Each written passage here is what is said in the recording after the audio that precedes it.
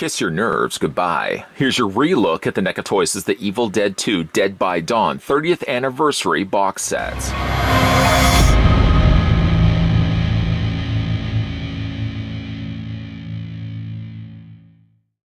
After a relaxing cabin vacation doesn't go as planned, Ash is left with 3 dead friends, an undead girlfriend, and an angry evil spirit on the loose. As nightfall approaches, Ash must prepare to again battle the legions of the damned if he wants to make it to dawn.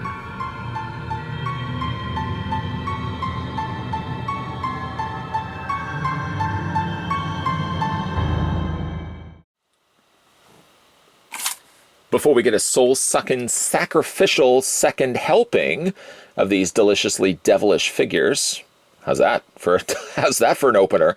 The first thing we're going to do is figure out how tall the figures stand. That sounds good, doesn't it? According to my trusty tape measure, Ash stands at 6.9 inches in height. And in centimeters, there we go, 17.5 stands Ash.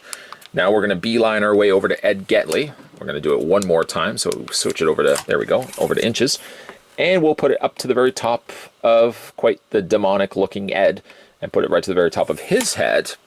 According to the trusty tape measure, yet again, you're looking at the figure of Ed standing 6.9 inches in height. And that, in centimeters, stands 17.6, so they're roughly about the same height to one another.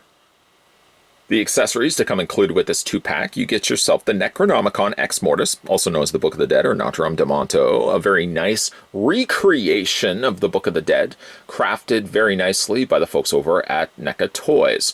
You can see bound by flesh on both sides with the rather familiar face on the front. Not only is it a nice recreation of the Book of the Dead, but it does actually open up, revealing at the very least 2 pages of the full page spread. Smart, I suppose, on NECA's part to only detail 2 pages so that any collector picking up this for themselves wouldn't inadvertently summon the dead. That would be an ultimate bummer, especially right now. There's enough going on in the world right now. We don't need to be summoning the evil dead to take over this world. Very nicely detailed, though, you have to admit, for something so small. I would be perfectly content if the book was just looking like this. But the fact that the book does actually open as well, fine work. Fine work, NECA Toys. I tip my proverbial hat to you. Also to come included, while sort of in the same vein, they also do come included with the Kandarian dagger. Like in the film, it's a gruesome-looking dagger, very nicely detailed with the skull on the top and smaller bones. I don't know if is that a true-sized skull? What would that be, a rodent's skull? I shouldn't be making fun of the Kandarian dagger. You know how well that would go. The dagger is done in a softer plastic, likely done in a more darker plastic as well, and they've just simply painted over top of those areas in a lighter brown. You can hold this in Ash's hands. You really technically can't hold it in Ed's hands because Ed has just those thriller hands happening the whole time. But he does come included. They come included with, of course, the Kandarian dagger.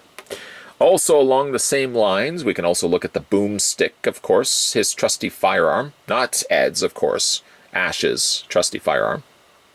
If you don't want to display Ash with the boomstick in hand, it does fit technically in this hand. Obviously, yeah, doesn't fit so much in that hand. But you can most definitely spin the figure around, and he has the holster located on the back of his torso. You just slide that in place like that, and Bob's your uncle. I actually don't have Uncle Bob. That would be cool if I did. We'll beeline, of course, across the chainsaw for the time being. The other thing I wanted to show you as well, of course, one great nod that they would include for an Evil Dead 2 release is, of course, you get the laughing deer head. Of course, that would be mounted on the wall. Now, I don't remember. I'm assuming this was initially attached via glue. Unfortunately, the glue has freed its way from the head, so it doesn't always, for me, stay in place. I mean, this is just a simple fix for me. I can as easily add a few drops of glue, and that's it. That's all that would be required. Funny thing enough about this is it does have articulation, so you can move the head back and forth. Unfortunately, you can't move the mouth up and down, so it doesn't have the full effect of the which of course it has in the film. The thing about it, though, is I often have to wonder how this would have been mounted onto a display behind the figure. I guess, if anything, you could use some double-sided tape. Why not? Maybe some sticky tack. Sticky tack? Did people still use sticky tack? Or they could have also put like a little thumbtack hole on the back, so you could just simply pop it onto that thumbtack and mount it in between the two figures. I guess when it's all said and done, you could just use double-sided tape, and that would be it. Much easier, I suppose. But a little thumbtack hole certainly could have gone also a long way. Last of the accessories, and I'll just kind of move the Necronomicon out of the way because I feel like I'm asking for trouble keeping it in frame. Ash does come included with, of course, his trusty chainsaw. Funny, it does look like it's already been used, doesn't it? I like that it does have an aged look to it. It's not simply something he's just gone to this store and picked up. Heck no, he got that from his shed, and it definitely looks like it's got some age going to it. Saturated as well in both wet and dry blood on both ends of the blades. You can see the teeth of the chainsaw also look like they've cut into something. Ooh, gruesome. The bottom section, or I guess this would be the handle, top section of the chainsaw, would attach to his hand. Now, in order to pull this feet off, it has to go a certain way. I don't know if you can see it or not, but there is a very, very distinct kind of half moon shape going to it. So obviously when you attach it in place, it's only going to go one way. Now, I don't find, again, it stays as well as I had hoped. I don't know really what else they could have possibly done differently. I mean, it stays in place fine and good until you start wanting to move the hand, and sometimes I've noticed that the chainsaw does pop off. If you get it in that one little bit of sweet spot, which, knock on wood, hello, who's there? Nobody's there. Knock on wood, if you do get that little sweet spot happening, which I so happen to be having right now, the chainsaw doesn't want to be going anywhere. Whoosh! Let's have a look at, you know what, let's continue looking at Ash, and then we'll beeline our way back over to Ed, and we'll have a look at him. Ash, of course, is presented in a more, look going on with his face right now. Don't worry, you can change that. He does also have this expression as well. Sort of defeated, or concerned, or determined Ash. You could pick any one of those to describe it. Or you also have this head sculpt, which I kind of like the angrier head sculpt, to be all honest. All of which have been covered in blood. He's saturated in this stuff after all. And again, if you want to change out any one of those, you simply just pop the head off. Eventually, I do want to go back and re-review the retro cloth Evil Dead Ash. There goes the chainsaw. I knew it was going to happen. I knew it was going to happen. Because I do feel like it's a similar, if not identical head to this one right here. And I feel like we've gotten this head before. Needless to say, though, we're going to go with the more angrier expressioned Ash. We'll just pop that back onto the cylindrical ball joint. There we go. And you've got yourself a nice, evil, angrier-looking Ash. Perfect for fighting, of course, Ed. I'm going to have to go and retrieve the chainsaw. It's probably best, maybe fate smiled down on me. Maybe I should have just left it off anyways, because it probably would be a lot easier to look at the figure's posability, which we will be looking at in a second. Again, just a quick one more glance. There you go. There's one head sculpt. And then, whoops. And then, you know what? Now I have no other reason. I'm going to have to hold on 1 second. Move the Necronomicon to the end of the desk, I said to myself. What's the worst that can happen? Apparently, it sucked both this head sculpt and the chainsaw right off the desk. Retrieved it just like that. Anyways, though, the point I was wanting to make before I was interrupted by the Book of the Damned is the fact that I do like this head sculpt, and I like, hold on, this head sculpt. I don't like as much this head sculpt, and that's just my own personal preference. I think when it comes time to displaying the figure, I'll likely probably display him with this. I had not displayed these figures for the longest of times. The opportunity now, of course, arises the fact I'm re-reviewing these, that I maybe find myself now finding the time, the available time in front of me, to change out my collection, my display that I currently have out at the moment. Anyways, though, whatever head you decide to go with, both are covered in blood. I like there's little gashes and stuff on the side of his cheek, along the top of his eyebrow as well, and also on the other side there too. Looking at the rest of his outfits, it's very iconic Ash, the ripped, tattered blue shirt.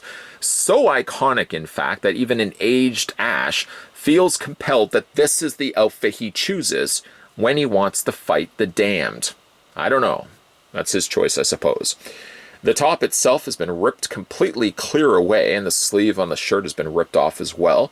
You can see some nice detailing done underneath. There is chest hair, though it's not actually painted like chest hair.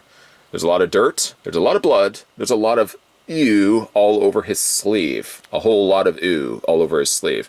A little small touches. I like the fact that the side of the sleeve also has a little rip happening there as well. But it's a decent looking figure, none of which is new to the table.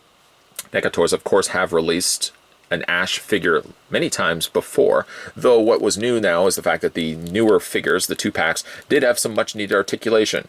Maybe one of these days I'll go back and re-review those older figures that had staction legs. But I'm so happy to see that the newer figures certainly have the new articulation, so I really like that.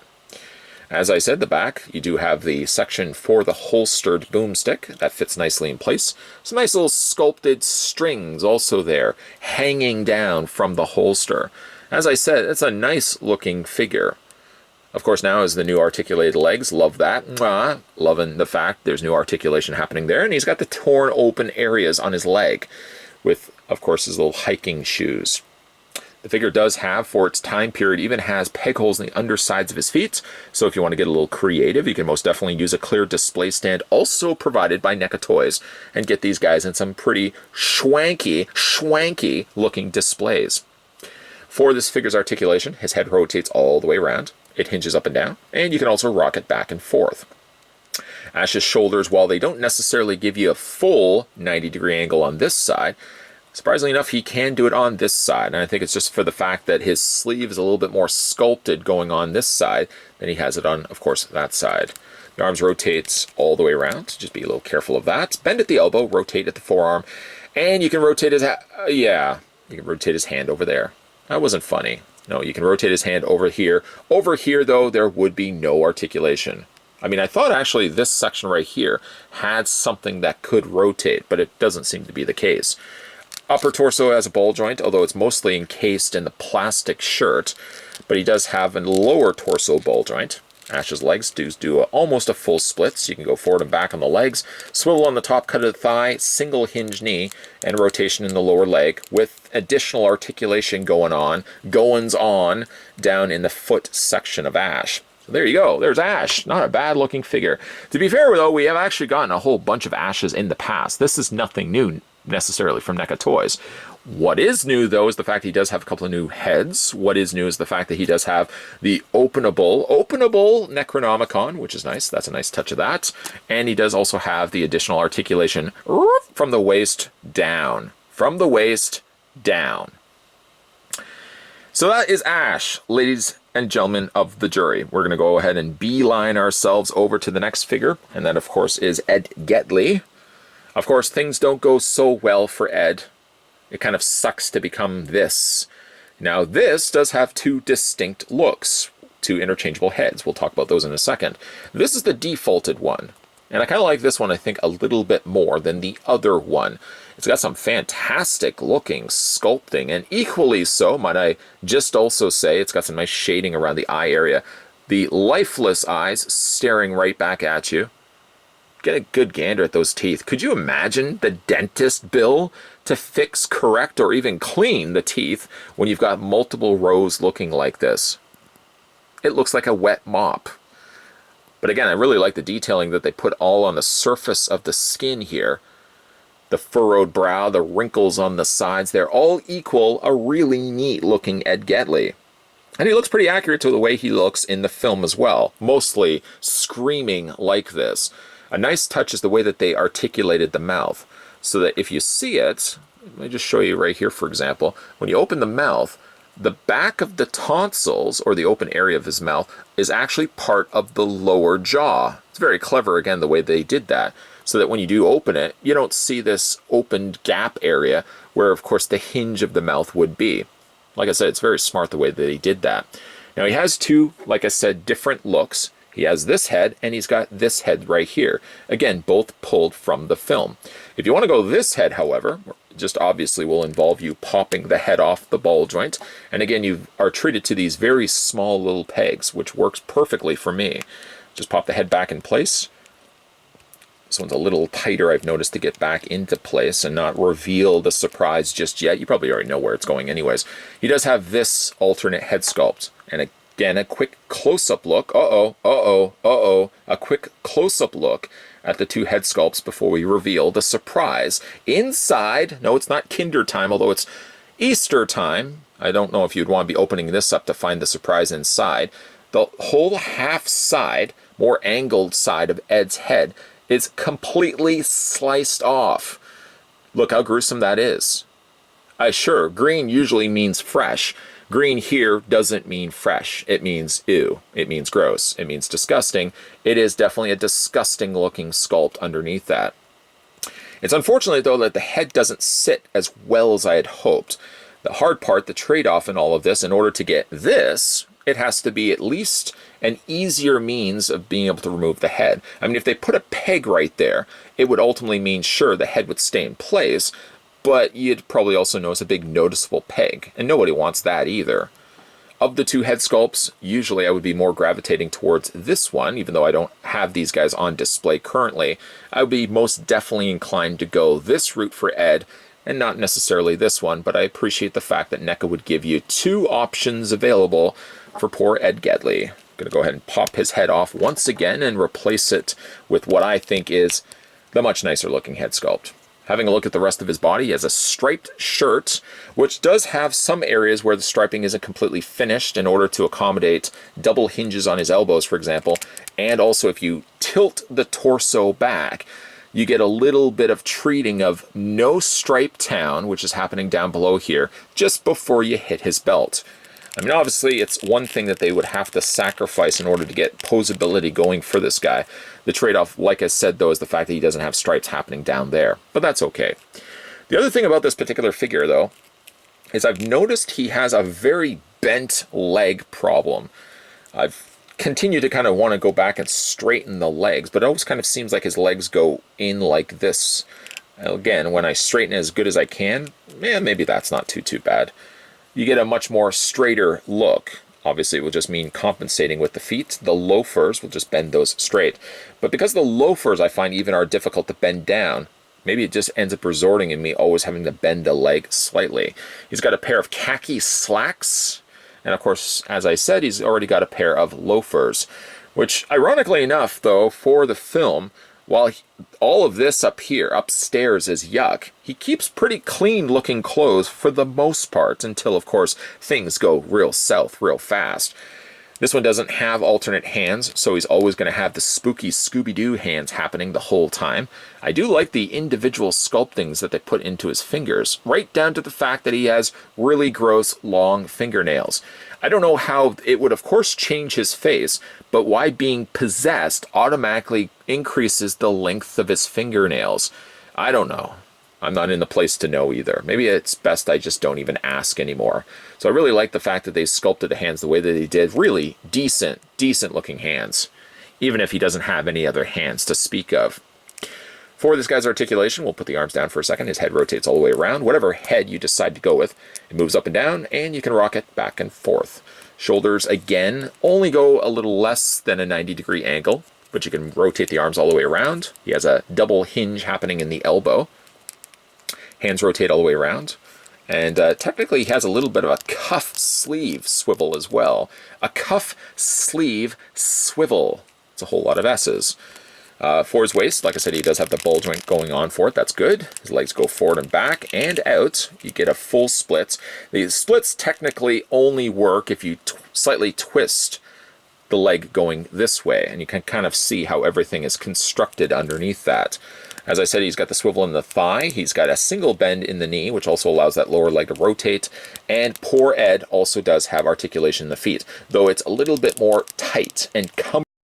You can still get an ankle pivot up and down, and you can rotate the feet back and forth. And there is Ed. I think for wrapping up this video, we're going to put up the spooky hands. Why not? Spooky hands always seem to work well. It works well in Scooby-Doo, and it certainly works well here in the 30th anniversary box set of Evil Dead 2: Dead by Dawn.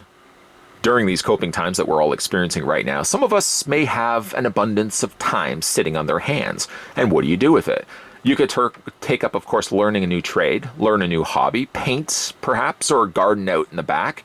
Or why not? You could even take up going through binge watching the entire run of Ash versus Evil Dead. That's what I'm doing right now. That was me, by the way, that last example.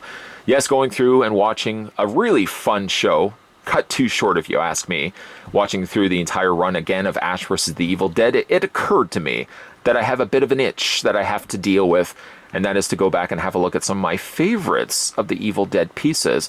And we decided to have a look here at the Evil Dead 2 Dead by Dawn, the 30th anniversary from NECA Toys.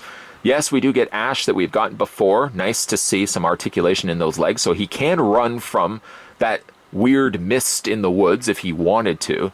But it's nice to see him with fully articulated legs, unlike his previous releases. The, of course, nice inclusion is the fact that you do get yourself Ed Getley, which has 2 different looks. In final looks, I decided to cleanly slice his melon off with the top of his head, very nicely presented right next to his still clean loafers. I'm sure that's going to be changing pretty soon. This is a nice set that it does get a good amount of accessories going for it, along with an actual Necronomicon Ex Mortis, which you can actually open up and look at the pages. Don't get too curious, George. Don't be trying to decipher those pages. We know how well that worked out for Evil Dead 1, Evil Dead 2, and of course Ash vs. the Evil Dead. You think you would have learned by then.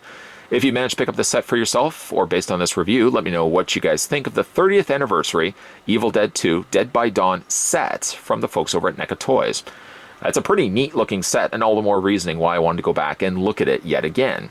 If you guys are new to this channel, make sure you hit that subscribe button down below. If you are new to this channel, make sure you hit that bell notification. And if you are new to this channel, make sure you decipher the pages of the Necronomicon. Oh, wait, no, you don't want to do that one. Keep your peepers peeled, members of the mob. Stay tuned, because there's going to be a whole lot of videos coming your way. As always, thanks for watching, and I'll see you guys next time.